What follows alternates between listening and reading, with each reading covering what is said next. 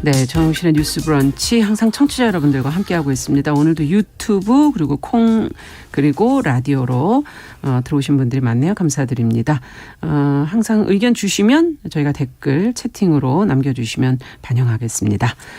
첫 코너 뉴스픽으로 시작하죠. 화요일 목요일 이 두 분과 함께하고 있습니다. 신보라 국민의힘 전 의원 안녕하십니까? 네, 안녕하세요. 오시는 길이 힘드셨죠? 네, 많이 밀리더라고요. 정말. 그러니까요. 네. 다들 미리미리들 좀 준비하셔야 될 것 같아요. 조성실 정치하는 엄마들 전 대표 안녕하십니까? 네, 반갑습니다. 네, 오시는 길이 마찬가지로 힘드셨죠? 전 그래도 상대적으로 가까운데. 자, 요 며칠 정말 계속 그 떠들썩했던 사건이 있어서 오늘 먼저 좀 얘기를 하고 가야 될 것 같아요. 제주도로 한 달살이 체험학습을 신청한 뒤에 지금 실종이 된 조유나 양 일가족으로 지금 추정되는 시신 차량이 어제 발견이 됐고 이제 관련 소식들이 지금 계속 보도가 나오고 있는데 교육부에서도 이와 관련해서 지금 체험학습 학생 관리를 강화하기로 했다는 뉴스도 떴습니다. 관련 내용을 조금 신보라 의원께서 정리를 좀 해 주시죠. 네, 정말 유나 가족이 어딘가에서 살아있길 진심으로 바랬던 분들이 굉장히 많으셨을 텐데요. 제주도 한 달살이 체험학습을 신청한 뒤에 실종된 조유나 양 일가족이 결국 완도 송곡강 앞바다 깊은 곳에서 찾은 차량 안에서 시신으로 발견이 됐고요. 네. 차량 속에 시신 3구의 옷차림과 이제 CCTV에 찍힌 조양 가족의 마지막 모습이 같은 것으로 확인이 돼서 동일 인물인 것으로 네. 지금 경찰은 보고 있습니다. 조양 부모는 지난달 17일 학교 홈페이지를 통해서 5월 19일부터 6월 15일까지 제주도로 교회 체험학습을 떠나겠다는 신청서를 냈고요. 하지만 제주행 교통편이나 숙박시설을 예약한 흔적은 없었고 수사 결과 24일부터 완도의 한 펜션에 숙박 예약이 된 것으로 확인이 됐고 사건은 6월 31일 새벽에 일어난 것으로 추정을 하고 있습니다. 예. 학교 측은 체험학습이 끝난 16일 이후로도 아이가 등교를 하지 않으니까 부모가 연락도 닿지 않아서 20일 날 그 조양의 집을 찾았고요. 22일 날 실종 신고를 했고 경찰은 24일에 실종 경보를 발령하고 공개 수사에 나서게 됐습니다. 그렇군요. 사실상 실종 이후로 거의 3주 가까이 지나서야 이제 수사가 알게 된 거네요. 네, 이루어지게 된 거고요. 네. 이 교회 체험학습을 신청해서 일가족이 사망한 이 사건과 관련해서 교육부는 강화된 교회 체험학습 학생 관리 방안을 만들기로 하는 대책 마련에 나섰습니다. 어제 교육부가 시도교육청 부교육감들과 만난 그 화상회의를 통해서 교회 체험학습의 내실 있는 운영 그리고 체험학습 도중의 안전 담보를 위해서 교회 체험학습 학생관리 방안을 마련하기로 한 건데요. 실은 이제 교회 체험학습은 각 가정이 계획한 체험학습을 학교장 사전 허가에 따라서 실시하고 그렇죠. 그 학습 보고서와 증빙 자료를 제출하면 출석을 인정하는 제도인데요. 학교 밖 다양한 활동을 통해서 자녀를 교육할 수 있도록 기회를 주는 거고요. 시도별로 다른데 연간 수업 일수의 20%인 38일까지 쓸 수 있는 곳도 있습니다. 그래서 이러한 학생관리 방안을 세부적으로 마련을 할 것으로 보입니다. 네, 이건 뭐 당장 나오기는 좀 어려울 거고 좀 기다려봐야 되지 않을까 싶긴 한데요. 어쨌든 이 사건을 통해서 저희가 또 생각해봐야 될 게 여러 가지가 있지만 무엇보다 안타까운 건 그 자신의 삶을 선택할 수 없었던 그 아이의 죽음에 관한 문제. 흔히 일가족 동반 자살로 표현이 되어 온 사건들이 뭐 종종 일어나지 않습니까? 여기서 어떤 점을 우리가 좀 생각해 봐야 될까요? 조 대표님. 네, 이번 사건을 통해서 이제 생명을 잃게 된 조유나 양과 또 가족들의 소식이 굉장히 마음을 좀 참담하게 하는 것 같습니다. 이제 특별히 본인의 의사와 무관하게 이제 마지막 모습이 CCTV로 공개되면서 굉장히 많은 국민들이 마음을 아파했는데요. 그러니까 제 아이하고도 나이가 같거든요. 그래서 이제 이거를 우리가 동반자살이라는 표현을 이제 쓰지 않고 이것은 명백한 자녀 살해이고 자녀 살해 후 이제 자기가 자살을 한 케이스로 봐야 한다는 것이 법조계에서 이제 쓰였던 용어이기도 하고 이제 인식 개선을 위해서 많이 널리 이야기하고 있는 부분이에요. 그래서 이건 명백한 사실 그러니까 살해다. 그래서 이전에 어떤 이제 이런 비슷한 판결이 나왔던 판결문에 이런 표현이 있었거든요. 그러니까 동반자살이라는 것은 사실은 맞지 않는 용어고 명백하게는 아동학대의 가장 처참하고 가장 극악한 형태의 이제 폭력이다. 그래서 그 부분에 대해서 우리 사회가 한 번 더 확인을 하는 것 같아서 이제 용어에 대해서 한번 정리를 드렸고 두 번째로 이번에 이제 교회 체험학습에 이제 제도 개선 관련된 이야기들이 좀 나오고 있어요. 예. 저는 이거는 이루어져야 되는 부분이라고는 생각하는데 이번 사안의 본질적인 부분은 사실은 아니라고는 생각합니다. 그러니까 예를 들면은 교회 체험학습을 이제 신청을 하고 나서 그러니까 최소한 주 1회 정도는 아이하고 이제 전화로 담임이 안전이나 이런 부분을 확인을 하라는 권고 조치가 이미 작년도에 내려진 바 있습니다. 그런데 실질적으로 하기가 어려운 거죠? 이제 이거를 자율로 둔 거죠. 권고안으로 두었고 부산, 경기, 인천, 충북, 충남, 경북 등 6개 교육청에서는 이제 이거를 관할 각급 학교에 안내를 했다고 해요. 실제로 네. 진행이 얼마나 됐는지 모르겠습니다. 근데 나머지 교육청은 교육부에서 이제 내렸던 이런 권고안이 아예 지침이 하달조차 되지 않았습니다. 그래서 현장에서 이게 전달이 되지 않았고 그래서 이게 굉장히 전국 각 이제 교육청별로 좀 차이가 있기도 하고요. 네. 그리고 두 번째로는 더 빨리 이제 이 사실에 대해서 알았으면 좋겠지만 이제 어떤 형태로든 자녀 살해라든지 아니면 아동학대 형태는 사실 일어날 수 있는 거거든요. 그러니까 그렇죠. 학교는 어떻게 보면 그거를 최대한 조속하게 징후를 발견하고 그다음에 그런 것들이 사고가 발생했을 때 빠르게 이거를 캐치할 수 있도록 하는 시스템을 마련해야 되는 거고 그런데 그런 관점에서 보자면 이 부분 예를 들면 교회 체험학습도 지금 뭐 나오는 것처럼 뭐 제도 개선이 이루어져야 되겠지만 네. 정원의 관리 학생이라는 제도가 있어요. 그래서 원래 그건 뭡니까? 초등학생은 의무교육이기 때문에 모두 학교에 가야 되는데 네. 그렇지 않고 학교에 나오지 않고 홈스쿨링을 하거나 대안학교 이제 비인가인 대안학교는 대다수가 이제 비인가거든요. 예. 그래서 다니고 있는 학생들에 대해서 실질적으로 잘 이제 다니고 있고 안전하게 좀 아이들이 보육을 받고 있는지에 대해서 제도권 안에서 어느 정도의 최소한의 관리가 필요합니다. 그래서 그 전에는 사실 이 사각지대를 활용해서 아동 학대로 사망한 아동들이 있었지만 그렇죠. 실질적으로 발견이 안 됐다 몇 년 뒤에 뭐 알게 된다든지 이런 굉장히 처참한 사건들이 있었고요. 그래서 제도 개선이 됐는데 문제는 이게 현장에서 어떻게 이거 시스템을 밟아야 되는지 모르는 교사분들도 되게 많을 뿐더러 그러니까 저만 하더라도 아이를 이제 비인가 대안학교를 만들어서 보내고 있거든요. 예. 근데 제가 관련 법을 찾아서 학교에 안내를 해드렸어요. 왜냐하면 치약통지서가 왔고 근데 정말 실질적으로는 원래 아이가 참석을 해서 이제 그 부분에 대해서 학교 외에 있는 전문가들 제3자성을 가지고 있는 전문가들이 참석을 해서 거기에 대해서 이 사람은 안전하게 아이를 좀 어떻게 보면은 자율적으로 키우려고 하는 선택을 하는 것이다라는 걸 인증을 해줘야 의무교육에서 제외가 그렇군요. 되고 정원의 관리 대상자가 되는데 역설적인 거는 제가 제 아이를 데리고 학교에 가겠습니다라고 몇 번을 말씀을 드리고 학교에서는 오지 않아도 된다. 어머니랑 이 서류만 봐도 충분히 괜찮은 것 같으니까 굳이 전화로 대체하시면 안 되냐 이렇게 역으로 저한테 연락이 오는 구조거든요. 그래서 저는 실질적으로 이 교회 체험학습과 그다음에 정원의 관리 대상자들이 어떻게 현실적으로 이게 시스템이 실질적으로 집행이 됐는지에 대한 전국적인 조사는 굉장히 필요하다고 봅니다. 네. 그래서 이게 새로운 제도나 지침이 권고안으로 내려가는 거는 뉴스로 봤을 땐 굉장히 많은 게 변한 것 같지만 현장 교사분들이 뭐 그걸 듣지도 못한 경우도 굉장히 많을 뿐더러 이제 오히려 진짜로 찾으려고 하는 아이들은 찾지 못하고 불필요하다고 느껴지는 행정 책임만 가중되는 경우들이 있거든요. 그렇죠. 그래서 이게 지금 현장에서 어떻게 집행이 되고 있는지에 대한 판단이 우선 필요하다. 네. 그리고 두 번째로는 이제 중요한 거는 우리 사회가 왜 어떻게 보면 다시 재기할 수 있다는 가능성을 주지 못하고 있는가. 이 부분이 더 본질적으로 이 사안에서 우리가 고민해봐야 될 부분이라고 생각합니다. 그러니까 현재까지 알려진 바에 의하면 뭐 투자 실패라든지 생활고 문제들이 있는데 이렇게 됐을 때 정말 사각이 정말 벼랑 끝으로 떨어진 것 같은 느낌에서 우리 사회가 어떤 구제책을 주고 있는가 이 부분에 대해서는 조금 더 우리가 좀 중장기적으로 돌아봐야 될 많은 그런 질문을 남기는 부분인 것 같습니다. 네, 뭐 이 제기할 수 있게 하는 구제책의 문제는 정말 그동안에도 계속 얘기는 했지만 구체적으로 저희가 뭐 길을 찾아본 적도 없는 것 같고 특히 정부 쪽에서도 그렇고 고민이 정말 필요한 부분인 것 같네요. 어떻게 보십니까? 심으라 의원께서도. 네. 실은 저도 이 사건이 불거지고 나면서 저는 개인적으로는 그 영화에서나 보는 미랑 이 설을 강력하게 좀 처음에는 믿고 그렇게 제발 생각하셨군요. 그러기를 좀 바란 게 있었어요. 네. 그런데 이제 앞바다에서 그렇게 시신이 발견되는 가장 우리가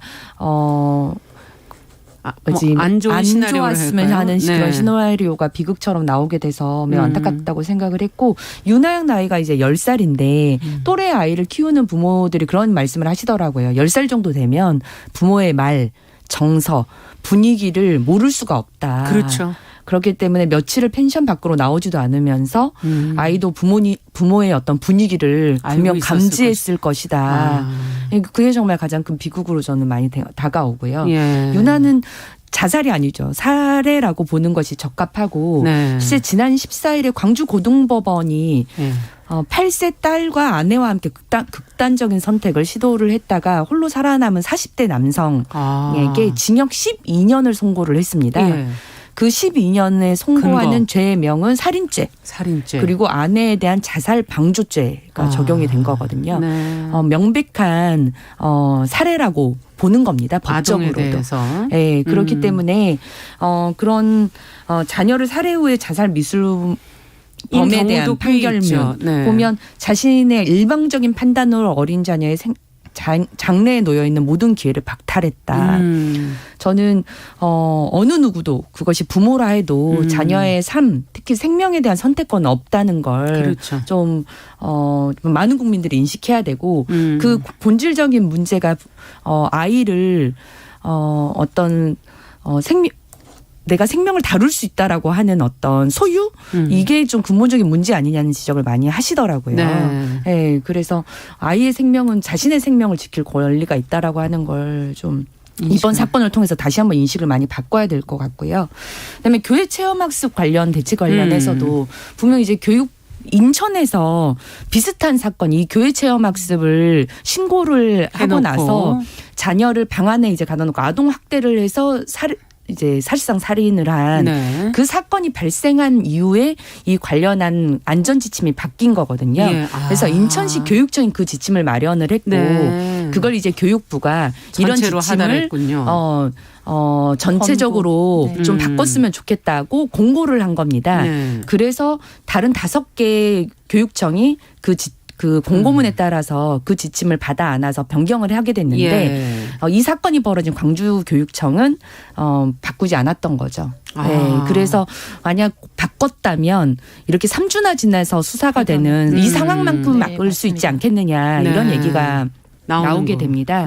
그리고 저는 어쨌든 이 5일에 한 번씩 뭐 통화를 한다거나 이런 게 본질적으로 부모가 어떤 극단적인 선택을 하는 그 상황을 막을 수 있겠느냐. 저는 막을 수는 없을진 몰라도 적어도 예방할 수 있는 어떤 하나의 매뉴얼은 작동할 수 있을 거라고 보고요. 최소한의 징후를 발견할 수 있는. 맞습니다. 교회 체험학습 같은 경우에는 신청서에 체험 장소나 숙박 장소 같은 걸 연락처로 다 써야 되지 되어 않습니까? 있는데 이를 제대로 따르고 있는지 뭐 이동을 다른 곳에서 하면서 장소는 다른 곳으로 잡거나 하지는 않는지에 대한 강제 규정은 또 없다고 해요. 그래서 저는 보완을 한다면 뭐 3일 이상 체험학습의 경우에는 중간에 뭐 체험 장소나 활동 사진 정도를 교사에게 뭐 보내도록 하는 그런 방향을 통해서 점검하는 것도 어떨까 하는 생각도 들었습니다. 그러네요. 이걸 뭐 교사가 먼저 하는 것도 중요하지만 그 학생들 쪽에서도 제출할 수 있는 것들을 제출하게끔. 왜냐하면 사후에 7일 이내에만 제출하도록 되어 있어요. 그렇군요. 보완한 내용도 좀 필요할 것 같네요. 무엇보다 이런 사건들이 지금 유사 사건들이 계속 일어나는데 그에 대한 대책이 지금 마련이 된다고 해도 제대로 실행이 되지 않는 부분이라도 좀 개선이 됐으면 좋겠다는 생각이 드네요. 자, 두 번째 뉴스로 좀 가보겠습니다. 지난해 12월에 지금 헌법재판소가 미성년 성폭력 피해자의 진술 영상을 증거로 인정하는 법 조항이 위헌이라고 이제 판단을 해서 우려가 그 후에 계속 지금 쏟아지고 있는데 법무부가 영상을 증거로 사용하면서 또 피고인의 반대 신문권 이거를 보장하도록 법 개정안을 지금 마련을 했다고 하거든요. 어떤 내용인지 이 내용을 좀 들여다보면서 지금 또 보완해야 될 부분은 없는지 같이 한번 고민해 보겠습니다. 조 대표님 정리를 좀 해 주시죠. 네. 그 성폭력 범죄 처벌 등에 관한 특례법이 있거든요. 거기 30조를 보면은 성폭력 범죄의 피해자가 19세 미만이거나 신체적인 또는 정신적인 장애로 사문을 변별 의사를 결정할 능력이 미약한 경우에 피해자의 진술 내용과 조사 과정을 비디오 녹화기 등 영상물 녹화 장치로 촬영 보존하도록 하고 이게 이제 여러 가지 법적으로 증거로서의 효력이 인정됐을 때 이거를 이제 법정에서 사용할 수 있도록 이제 해 두었습니다.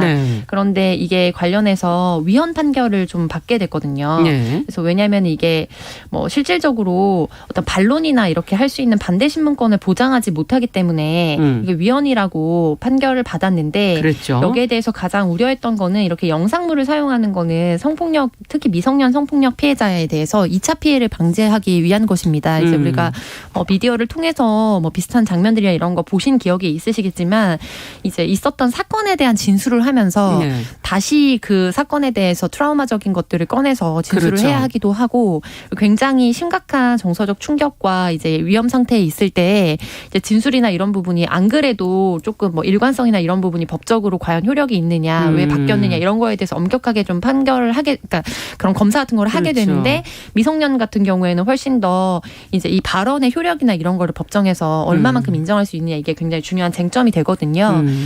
그런데 이 부분에 있어서 이제 대안적으로 사용했던 부분이 위헌 판결을 받게 되면서 이제 법조계나 시민단체에서는 그렇다면 계속해서 2차 피해를 그대로 두는 방향으로 이제 법안 개선이 될 것이냐, 그래서는 네. 안 된다라는 요구들이 있었고 보안 입법에 대해서 요청들이 있었습니다. 근데 이제 이 부분에 대해서 법무부가 최대한 그런 부분을 좀 감안해가지고 그렇다면 이전처럼 영상 증거물이나 이런 거를 쓸 수 있도록 하되 이제 위헌의 근거가 됐던 이제 반대적으로 이제 그 자기의 어떤 상황들에 대해서 좀 진술할 수 있는 피해자에 대해서 이제 그런 부분을 같이 그러면 이중으로 좀 법원에서 기회를 주면 되지 않느냐라는 차원에서 좀 보완 입법을 하려고 하고요. 네. 이 부분에 있어서는 실질적인 안들을 좀 마련하고 국회에 좀 조속하게 이 개정안을 통과시켜 줄 것을 좀 촉구를 하고 있는 상황입니다. 그래서 요약을 하자면 공판 전에 증인 신문으로 이제 증거를 보전하고 네. 대신 어떻게 보면 반대급부로 피고인의 반대 신문권을 같이 보장하는 방안으로서 좀 형평성이나 균형을 맞춘 채로 2차 피해를 방지하겠다라는 좀 취지가 담긴 개정안으로 보입니다. 네, 사실 피해자가 조사 당시에도 그 내용을 얘기를 해야 되고 네, 발언을 맞습니다. 해야 되고 또 법정에 가서 가해자가 보는 곳에서 또 한다는 게 굉장히 압박감을 그럼요. 받을 수 있는 그런 상황이기 때문에 이제 법정에서 그걸 증거로 채택하느냐 이게 굉장히 중요해지는 건데 어떻게 보십니까, 신보라 의원께서 지금 나온 그 어떤 피의자에 대한 어떤 반론권 이것도 지금 보장을 하겠다 지금 그렇게 나오고 있는 건데요. 네, 우선 어쨌든 헌법상 권리가 충돌을 하고 예. 하지만 가장 1차적으로는 미성년 성폭력 피해자를 반드시 보호해야 된다. 예. 하지만 그 피고인의 반대 신문권도 어쨌든 보장된 권리이기 때문에 그렇죠. 그걸 보장하는 방향의 접점을 전 찾은 개정안이라는 생각이 들고요. 예. 당장 지금 위헌이 됐기 때문에 이렇게 이제 재판이 진행되다 보면 그럼 이제 미성년 피해 아동이 직접 결국 법정에 나가서 증언을 하고 신문을 되는. 받게 되는 그런 상황이 되기 지금 때문에 현재는 좀 그렇죠. 네, 법적으로는. 조속하게 위헌 결정이 나니까 네. 그렇게 되고 있습니다. 조속하게 변경을 아마 해야 될 것 같고요. 예. 우리가 미국 영화 같은 걸 보면은 피해 아동이 직접 재판에 나와서 예. 증언을 하는데 그거는 증인 대면권이 헌법상 권리로 되어 있기 때문에 미국은 그렇다고 하고요. 우리나라는 이제 그게 증인 대면권이 헌법상에 이제 보장되어 있거나 하진 않기 때문에 이걸 이제 형사 절차상으로 이제 보완할 수 있게 되는 겁니다. 네. 그래서 보면 피해자의 영상 녹화 조사를 하고 증거 보전 절차를 개시한 후에 피의자가 반대 신문을 희망하게 되면 네. 이게 온라인상으로 진행이 되는 거예요. 그래서 전문 조사관이 함께 아이와 피해 아동과 아동과 함께 다른 장소 그게 여기서는 이제 특례로 아동 친화적인 장소를 별도로 정해서 그곳에서 전문 조사관이 입회하에 중재를 하는 방식으로 네. 하고요. 그 반대 신문을 하겠다고 하면 네. 그걸 영상을 녹화하고 CCTV로 바로 이렇게 중계하는 방식으로 해서 질문을 하면 거기에 대해서 이제 발언한 것들을 계속 녹화본을 그렇군요. 이제 계속 하는 방식으로 해서 이걸 증거 보전 절차를 완료하는 방식으로 진행을 한다고 하고요. 예. 어쨌든 이 과정이 그 피의자와 피해자가 만나지 않으면서 그렇죠. 그 증인의 신문을 이제 반론을 이렇게 뭐 하거나 보장을 해주는 건데요. 그렇죠. 거기서 저는 여기서 가장 중요한 대목이 아무래도 훈련된 그 전문 조사관의 역할이더라고요. 예전에는 그렇죠. 진술 조력인이 함께 이제 도와주는 그건 전문가는 아닌 형국이었다면 거군요. 네, 이제 훈련된 뭐 그 부분도 전문가라고는 하는데 네. 이제 이 법을 개정을 하게 되면 그 전문 조사관의 자격과 요건들을 다시 조금 마련을 해서 그 전문 조사관이 입회를 해서 진행을 하게 되는데 예. 이 전문 조사관이 할 수 있는 역할이 굉장히 많거든요. 예. 절차를 지연할 수 있도록 방지를 해줘야 되고요. 예. 아동 친화적인 장소에서 조사를 해야 되기 때문에 그 장소를 뭐 선정하고 네. 그 과정에 아동에 친숙할 수 있도록 예. 또 도와줘야 되고 피고인의 접촉이나 대면을 방지시켜야 되고 그렇죠. 무관한 성적 이력을 묻는다거나 그런 것들은 막아야 방지할 수 되죠. 있도록 막아야 네. 하고 네. 명확하고 충분하게 절차를 아동 이제 피해자에게 설명을 해줄 수 있어야 하고요. 이런 내용들이 구체적으로 이제 될 거기 때문에 예. 그것과 관련해서 정말 훈련 받고 아동 친화적으로 할 수 있는 아동 보호 전문 조사관이어야 되거든요. 그렇군요. 그래서 저는 이 법이 이제 개정되는 과정에서 법무부가 이런 전문 조사관에 관한 훈련 예. 그리고 집행을 위해서 어떠한 준비를 또 할 건지에 그렇죠. 이것도 대해서 미리 준비가 돼야지 네, 법에 그냥 맞춰서 할 수 있죠. 자격이 되는 여러 전문가들을 그냥 전문 조사관으로 그냥 임명하면 되는 문제가 아니라고 그렇죠. 보여지거든요. 네. 그래서 그 과정에 대한 설명도 충분히 있어야 된다. 그 준비도 저는 차후에 그 충분히 있어야 준비를 된다. 같이 해야 된다. 네, 그렇게 봅니다. 네, 어떻게 보십니까, 조 네, 대표님께서? 신보라님께서 말씀하셨던 진술조력인 같은 경우에는 기존에 관련된 법 기준에 맞춰서 좀 전문가를 양성해왔던 것으로 알고 있고 다만 중요한 거는 예산 확보나 이런 부분이 또 부딪혔던 문제였은 것으로 알고 있거든요. 예. 그래서 이제 아동 전문성을 좀 더 강화한 측면에서 좀 보완이 필요하다고 말씀하신 걸로 저는 이해했고요. 예. 저는 이제 헌재 판결이니까 받아들여야 되지만 최초의 판결 자체에 있어서 좀 소수 의견을 주목할 필요가 있다고 생각합니다. 네. 이제 소수 의견에서 청구인이 공정한 재판 받을 권리를 이 이제 조항이 침해하지 않는다. 이제 주요 의견이 왜냐하면 피해자를 보호할 필요가 있는 상황에서 이제 그 초기에 촬영했던 피해자 진술 영상이 신용할 만한 정황이 있다. 그리고 무엇보다 피고인이 조사에 동석한 신뢰 관계인에 대한 증인 신문을 통해서 진술 내용을 탄핵할 수 있고 또 수사기관에서 녹화된 피해자 진술이라는 한계를 재판부가 인지한 상태에서 논리와 경험치에 따라서 증거로 쓸지 말지를 판단하기 때문에 그렇죠. 사실 이 부분은 위헌이라고 보기 어렵다라는 소수 의견이 있었습니다. 그 판결 자체에 대해서 정말 한 번 더 생각해볼 네, 그래서 부분은 저는 있네요. 뭐 네. 우리의 법 구조에 따라서 사실 네. 이미 이루어진 판결에 대해서 보완입법이 당연히 이루어지는 거는 필요한 수순이라고는 생각합니다만 예. 결국에 이게 오히려 이제 가해자의 진술권 보장이 너무 이제 주안점을 두게 되면서 피해자가 신고를 어렵게 만들고 특히 미성년 피해자 같은 경우에는 굉장히 권력 관계에 있는 이제 그렇죠. 가해자로부터 피해를 받는 경우가 많기 때문에 맞습니다. 심리적으로 좀 위축될 수 있는 여지가 있다. 이런 부분에 있어서 좀 종합적으로 다시 한번 고민해볼 여지가 있는 것 같습니다. 네, 항상 어느 쪽에 더 방점을 네. 찍을 건가 이것이 참 중요한 부분인 것 같아요. 자, 뉴스픽 조성실 정치하는 엄마들 전 대표 신보라 국민의힘 전 의원 두 분과 함께 이야기 나눠봤습니다. 말씀 잘 들었습니다. 네, 감사합니다. 감사합니다. 자, 정용실의 뉴스 브런치 1부 마치고 저는 잠시 후에 돌아오겠습니다.